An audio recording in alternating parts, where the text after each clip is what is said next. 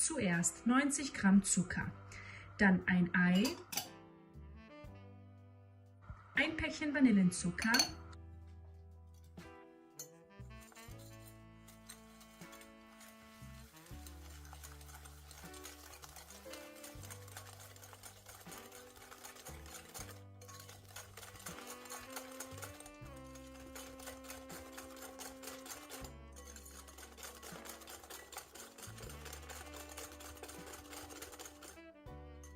(125 Gramm) weiche Butter,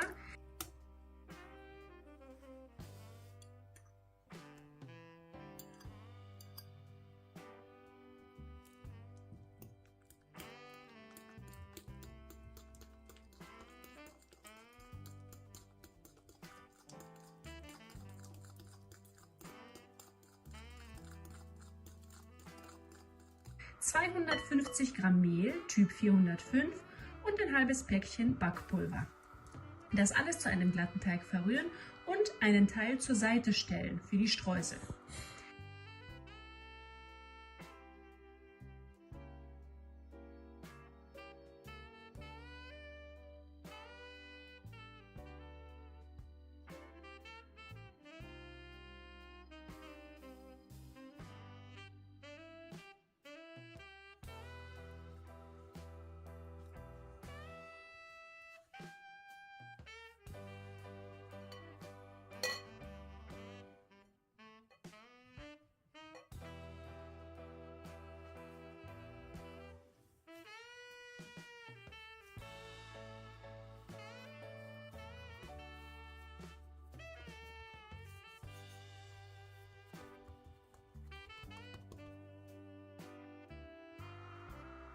Zuerst die Backform mit Butter bestreichen, dann die restliche Masse in die Form tun.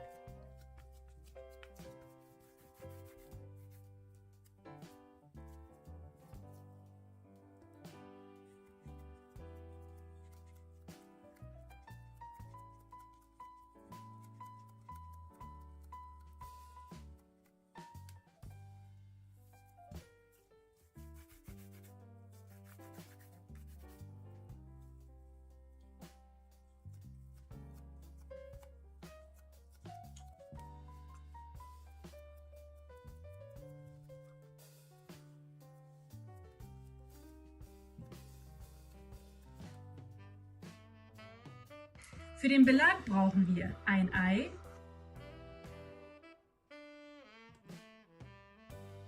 (60 Gramm) Zucker, ein Päckchen Vanillenzucker,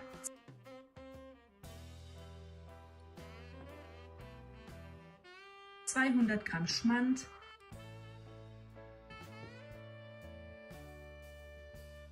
ein Päckchen Vanillepuddingpulver,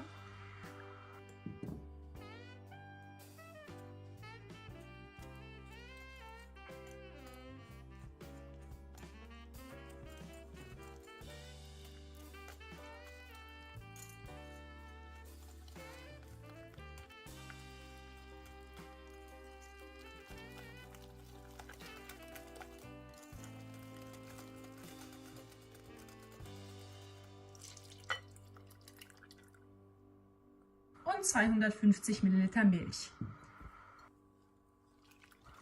Alle Zutaten für den Belag miteinander vermischen, bis wir eine glatte Masse erhalten.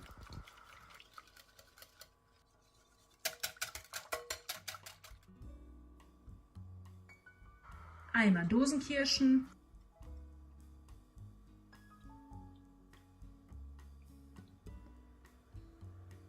dann Kirschen auf den Teig verteilen und die Masse drüber gießen. Die Form hat den Durchmesser 20 cm und ist 9 cm tief.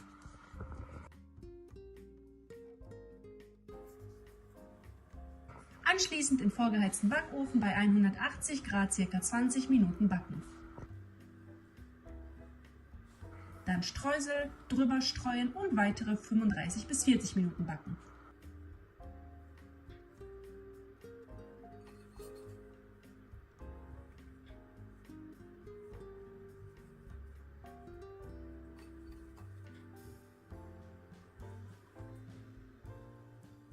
und fertig ist der super leckere Kuchen.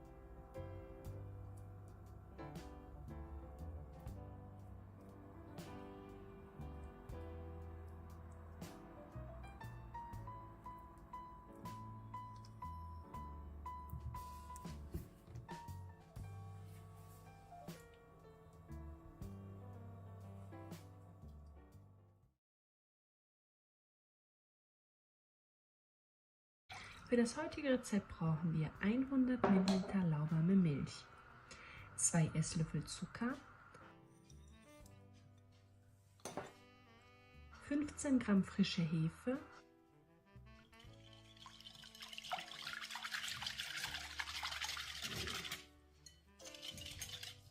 ein Päckchen Vanillenzucker, ein Ei,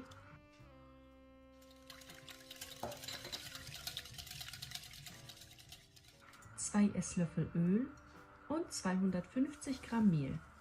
Das alles zu einem glatten Teig verrühren und zugedeckt ca. 30 bis 40 Minuten ruhen lassen.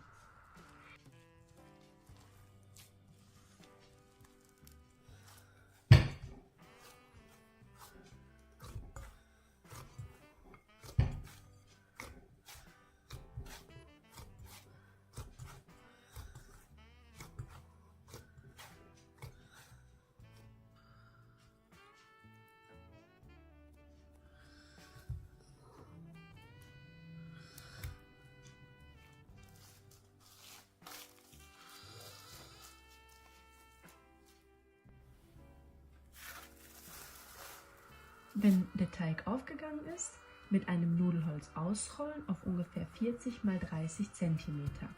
Mit Butter bestreichen und einrollen.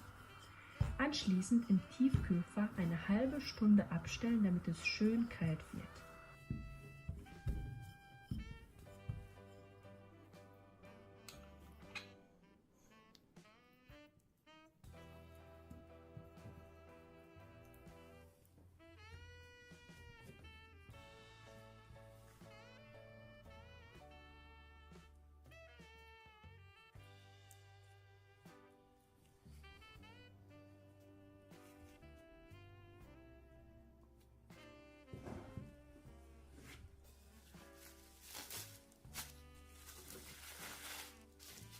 In dieser Zeit bereiten wir die Füllung vor. Dafür vermischen wir 200 Gramm gehackte Walnüsse, 2 Esslöffel Aprikosenkonfitüre, 2 Esslöffel Zucker und ein Päckchen Vanillenzucker.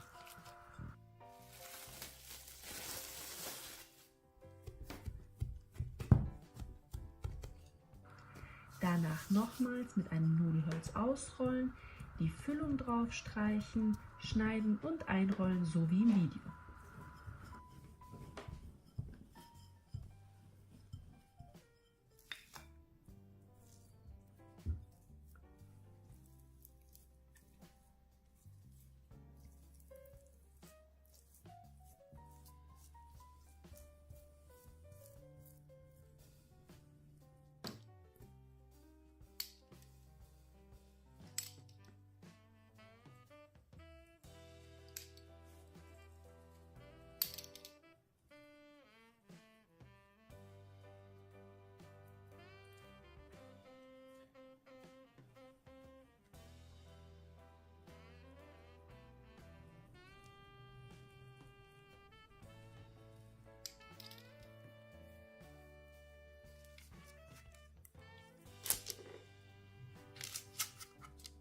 Wenn das fertig ist, dann mit Eigelb und etwas Milch bestreichen und im vorgeheizten Backofen bei 200 Grad ca. 20 Minuten backen.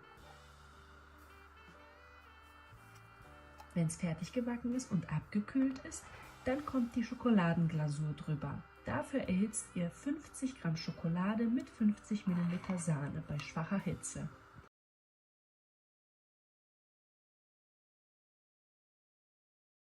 Viel Spaß beim Nachmachen!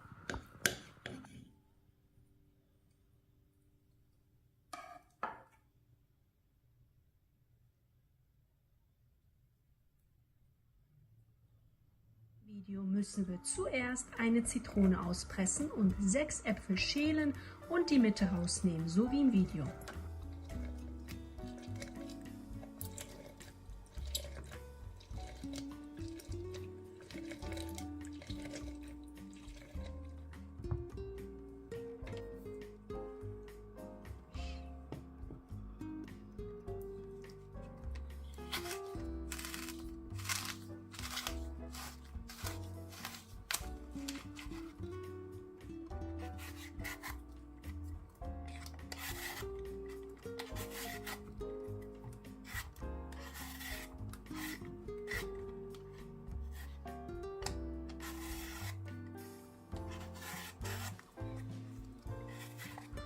Dann die Äpfel mit dem Zitronensaft bestreichen, damit sie frisch bleiben und nicht die Farbe verändern.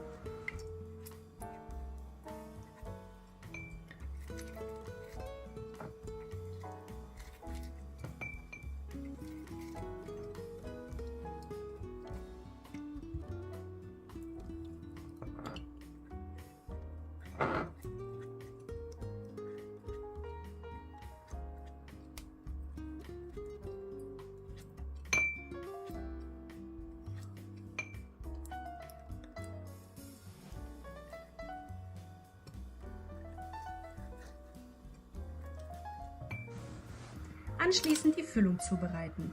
Dafür brauchen wir 150 Gramm gemahlene Walnüsse, 2 Esslöffel Zucker, ein Päckchen Vanillenzucker und 3 Esslöffel Milch.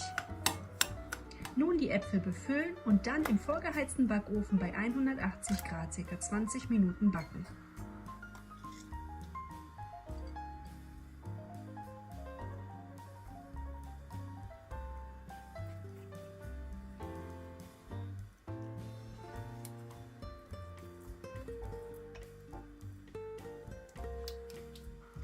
In dieser Zeit bereiten wir den Biskuit vor. Dafür verrühren wir 5 Eier mit einem Päckchen Vanillenzucker und 100 Gramm Zucker.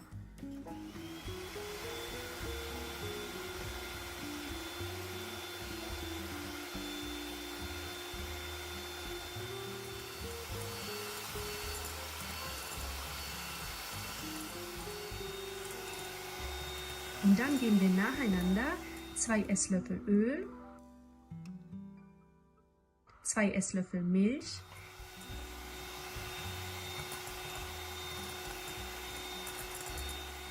7 Esslöffel Mehl und ein Päckchen Backpulver hinzu.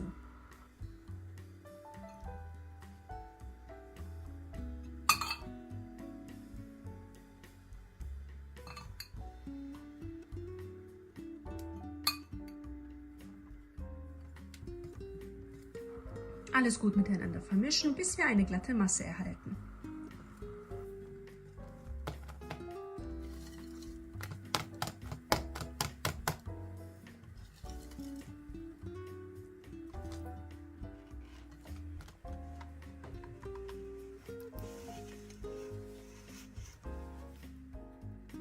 Und zu guter Letzt über die Äpfel gießen und für weitere 20 bis 30 Minuten backen bei 180 Grad. Natürlich ganz abhängig vom Ofen.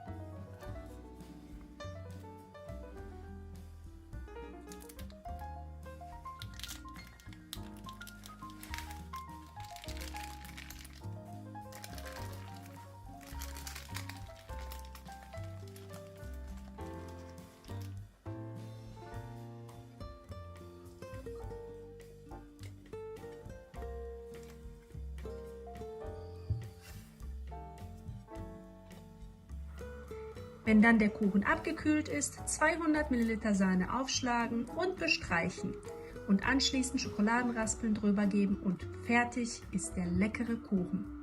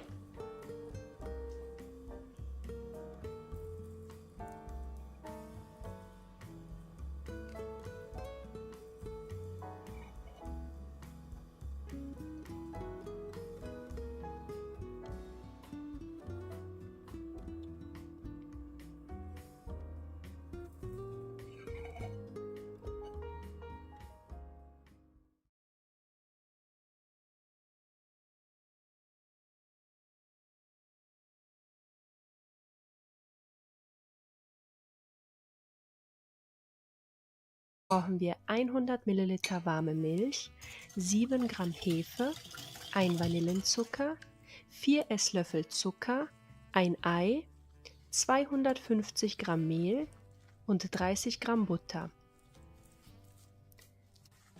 Alles zu einem glatten Teig verrühren. Diesmal müssen wir ihn nicht ruhen lassen, sondern können direkt loslegen und auf 2 Teile teilen.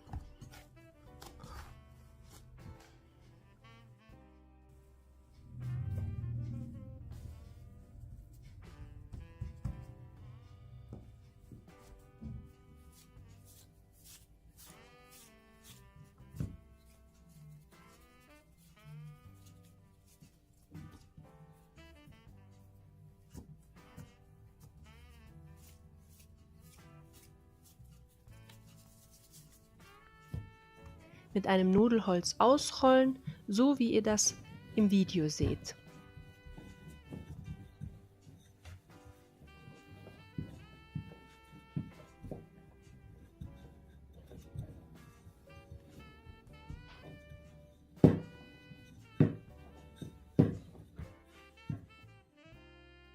Und dann schneiden wir es in 4 Streifen aus.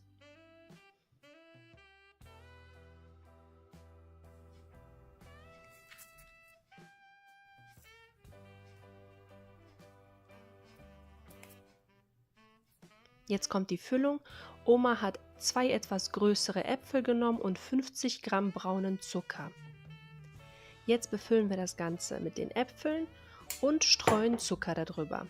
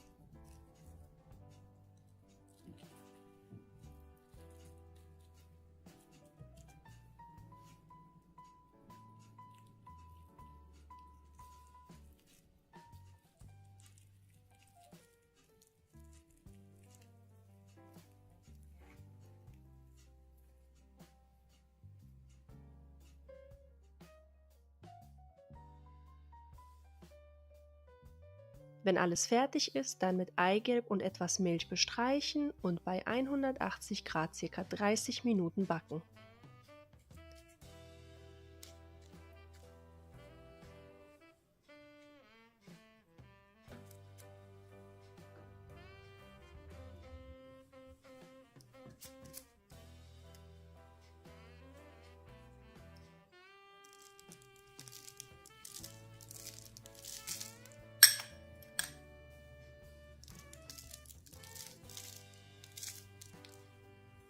Und zu guter Letzt etwas Puderzucker drüber und fertig ist das super leckere Gebäck. Ich hoffe, ihr werdet es nachmachen.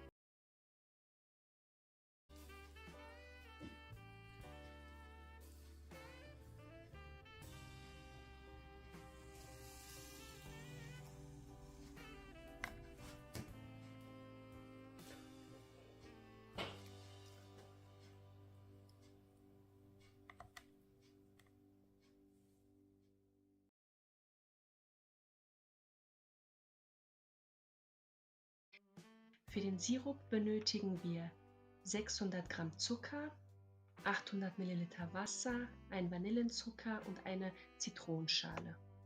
Bereiten wir den Sirup vor, damit der abkühlen kann, bis wir den Rest zubereitet haben. In einen Küchentopf geben wir 600 Gramm Zucker, eine Packung Vanillenzucker und eine Zitronenschale und das lassen wir für 10 Minuten köcheln. Dann lassen wir es abkühlen.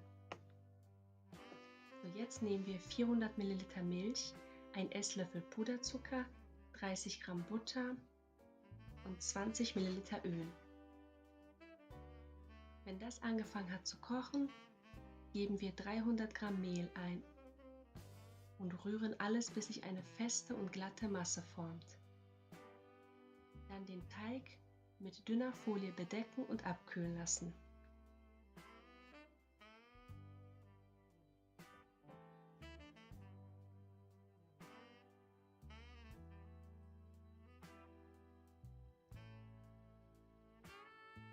Wenn es abgekühlt ist, in einen Mixer den Teig gut durchkneten lassen und dazu noch einen Teelöffel Backpulver und 5 Eier dazugeben.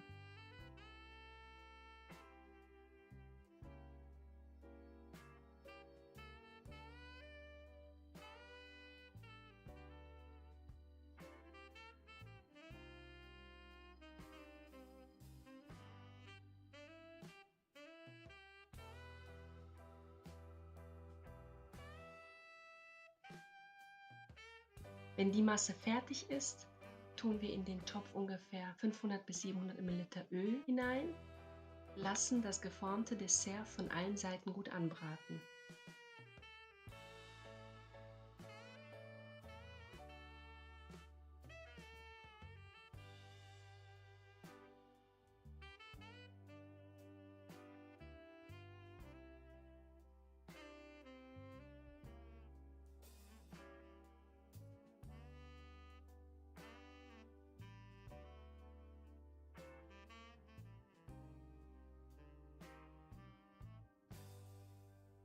Und solange sie noch heiß sind, geben wir die ins kalte Sirup hinein. Weitere Schritte bitte das Video folgen. Aus welchem Land schaut ihr uns zu? Schreibt das gerne mal in die Kommentare.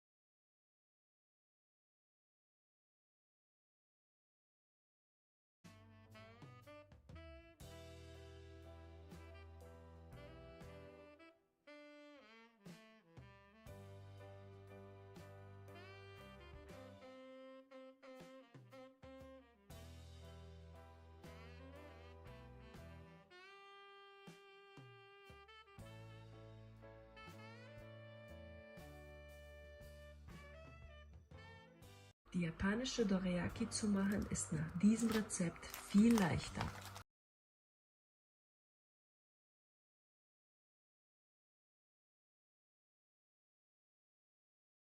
Eine Packung Oreo-Kekse, 14 Stück, ein Ei, 80 ml Milch, 1 Teelöffel Backpulver.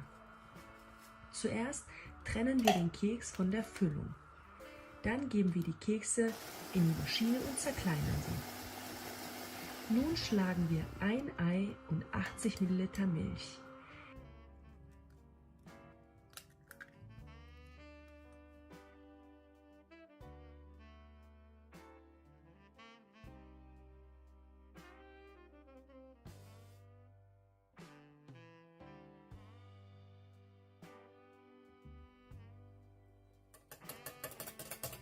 Die zerhackten Kekse und ein Päckchen Backpulver fügen wir dann hinzu. Alles gut vermischen, bis es zu einer Masse wird und dann lassen wir es 10 Minuten ruhen. In dieser Zeit bereiten wir die Füllung vor.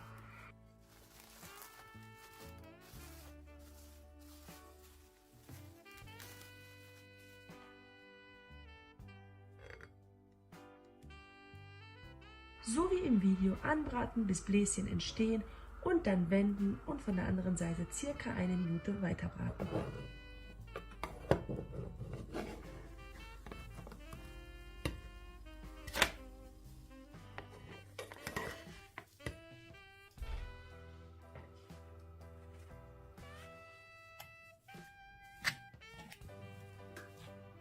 Dafür vermischen wir 2 Esslöffel geschlagene Sahne mit Oreo-Creme.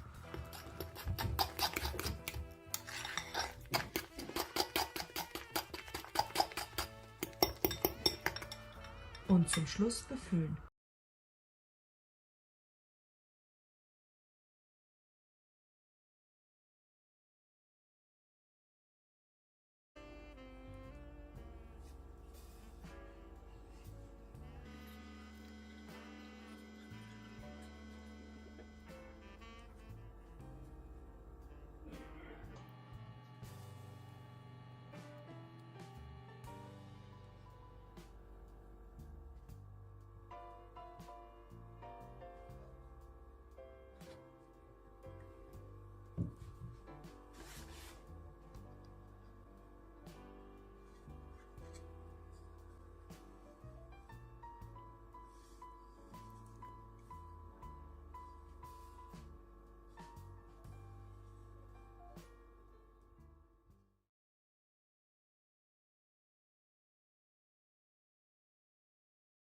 zuerst 3 Eier und 100 Gramm Zucker und vermischen das miteinander.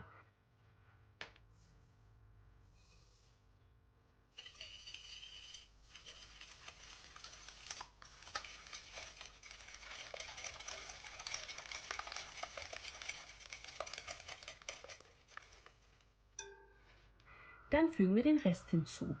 300 Milliliter Milch,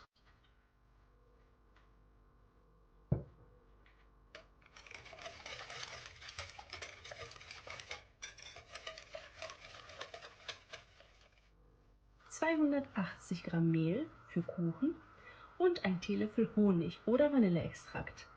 Alles gut vermischen, bis wir eine glatte Masse erhalten.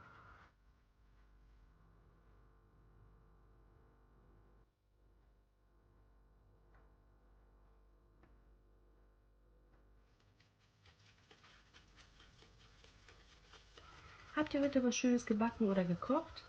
Ich hoffe, ihr findet auch irgendwie Zeit fürs Backen und Kochen und macht das gerne für eure Familie.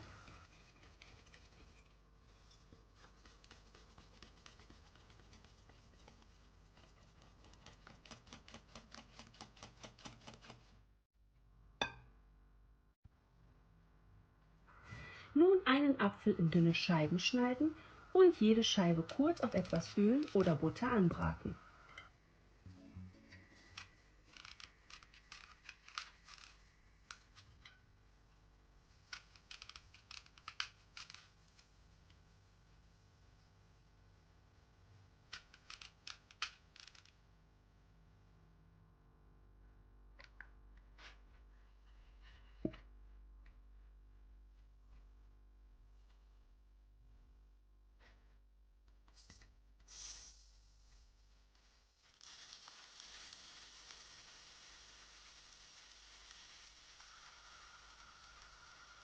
Wie viel Zeit habt ihr fürs Kochen am Tag und wie verläuft euer Tag so? Schreibt mir gerne in die Kommentare, mich würde das sehr interessieren. Alle weiteren Schritte könnt ihr dem Video entnehmen.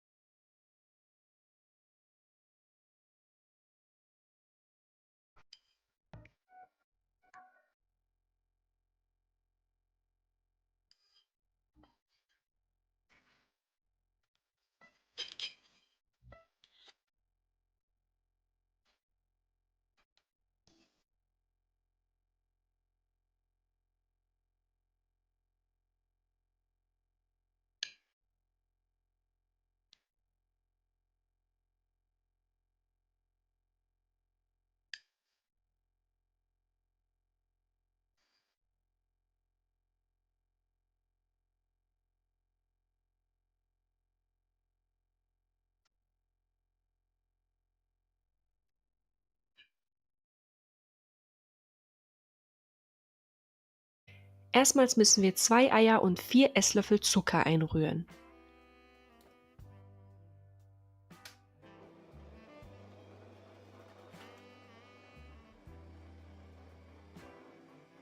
Dann den Mixer auf die niedrigste Stufe stellen und alles nacheinander hinzufügen. 2 Esslöffel Öl, 2 Esslöffel Wasser, 6 Esslöffel Mehl und 2 Teelöffel Backpulver.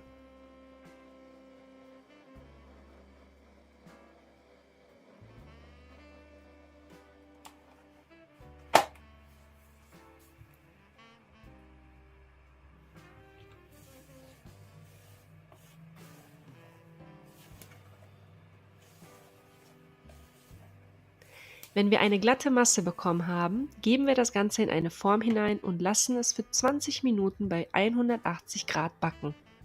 Was habt ihr heute so Schönes gemacht?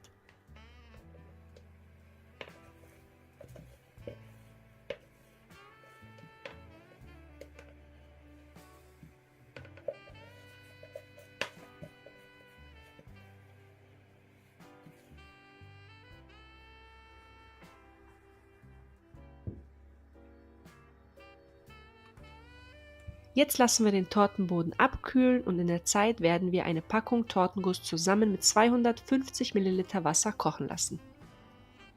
Nun geben wir frische Erdbeeren, ca. 500 Gramm, drauf und gießen den Tortenguss drüber. Aus welchem Land schaut ihr uns zu?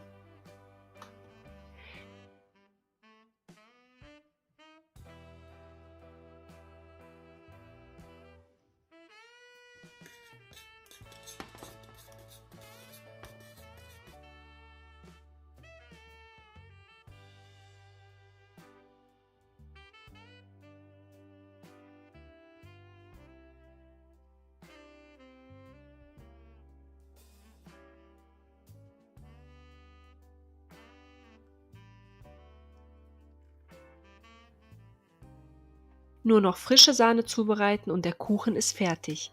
200 Milliliter Schlagsahne mit einem Esslöffel Zucker einrühren.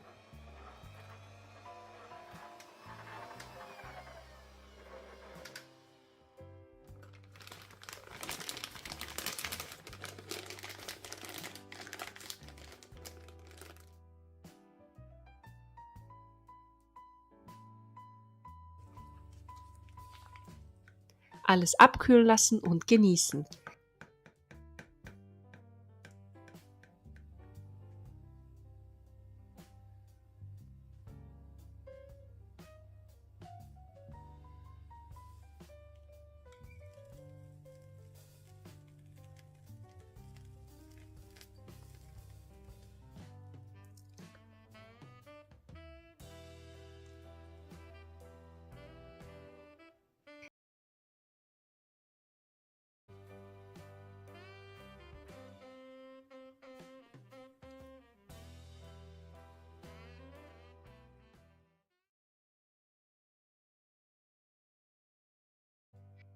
Das Eigelb vom Eiweiß trennen.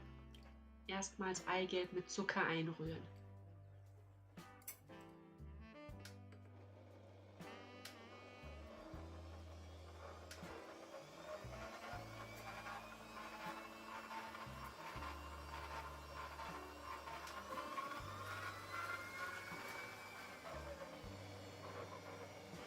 Dann den Mixer auf die niedrigste Stufe runterdrehen und dann geben wir Eigelb langsam hinzu. Was habt ihr heute so Schönes gemacht? Schreibt es gerne in die Kommentare.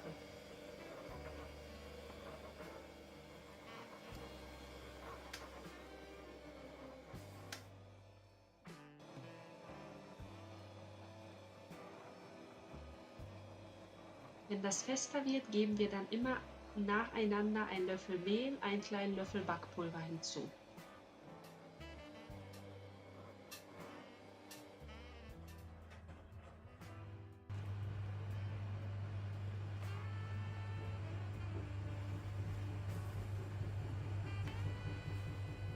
Die Masse in die Form mit Backpapier geben und für 20 Minuten bei 180 Grad backen. Die Größe von der Form ist 38 x 26 cm. Aus welchem Land schaut ihr uns zu? Schreibt das gerne mal in die Kommentare.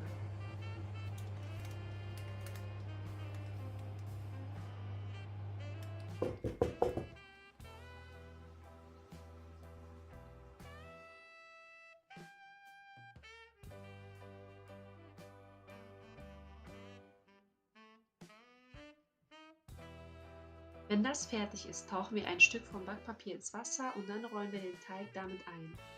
Und so lassen wir es langsam abkühlen. Das machen wir, damit später der Teig beim Einrollen nicht abbricht.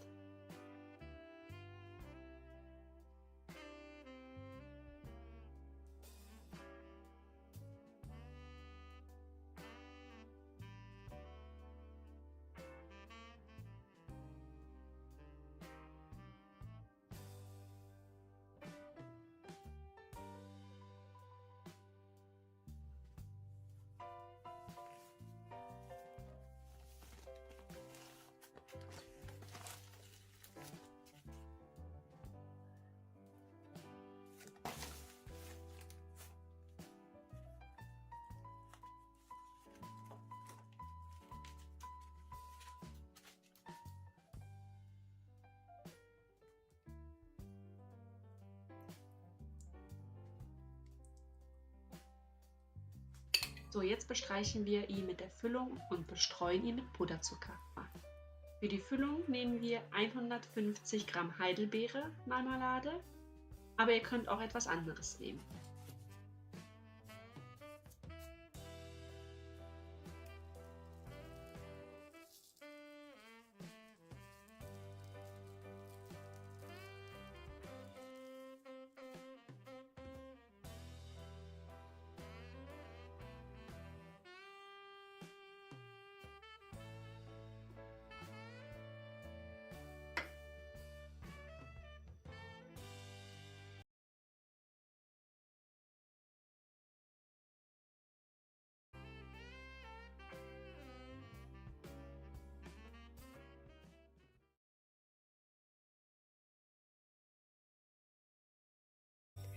Heute haben wir ein schnelles und leckeres Süßgebäck.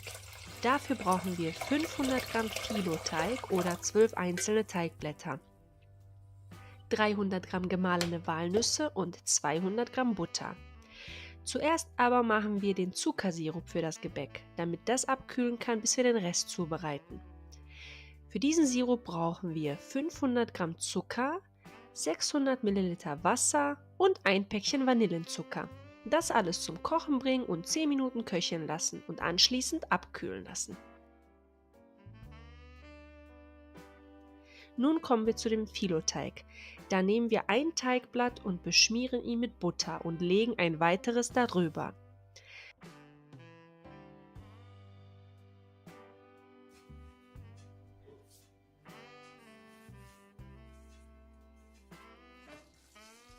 Darauf streuen wir dann die Walnüsse und rollen das ein. Für weitere Schritte bitte dem Video folgen.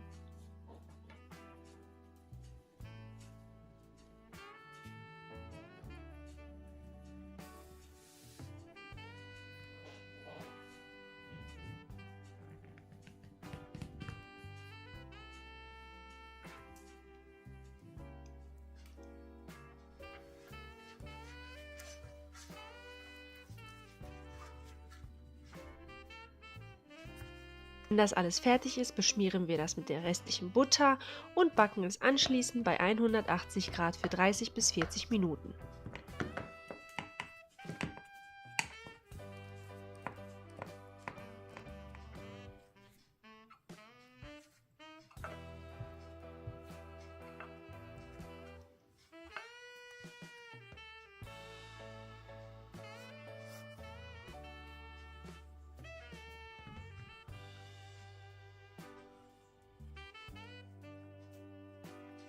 Und zum Schluss gießen wir diesen zubereiteten Zuckersirup drüber und fertig ist dieses super leckere Süßgebäck.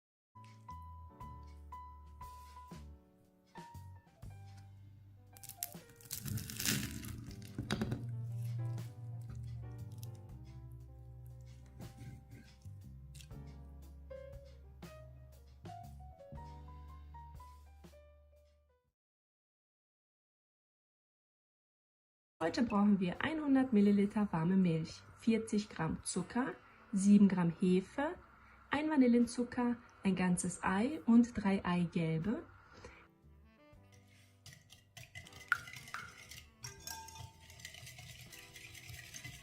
geriebene Zitronenschale,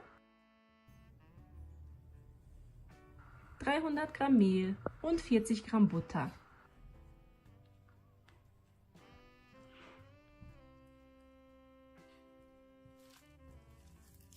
Alles zu einem glatten Teig verrühren und stehen lassen.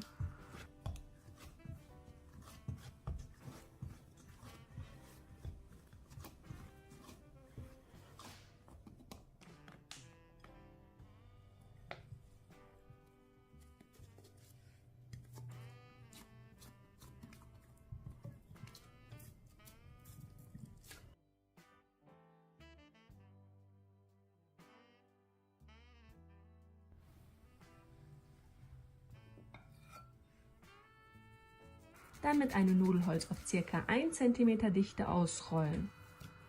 So ausschneiden, dass wir die Form von Berliner bekommen. Und nun zugedeckt 30 Minuten ruhen lassen.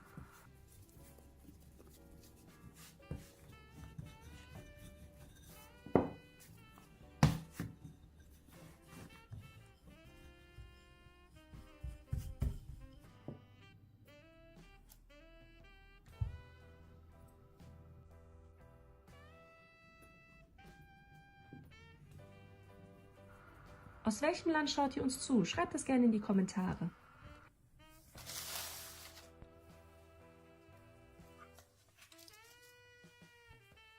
Nun brauchen wir 1 Liter Öl zum Braten. Das Öl heiß machen und dann den Herd runterstellen. Nun legen wir die Berliner rein und lassen ihn ungefähr 2 bis 3 Minuten von beiden Seiten in Öl wälzen. Anschließend abkühlen lassen und nach Wunsch befüllen. Ihr könnt Marmelade oder Schokocreme ganz beliebig wählen.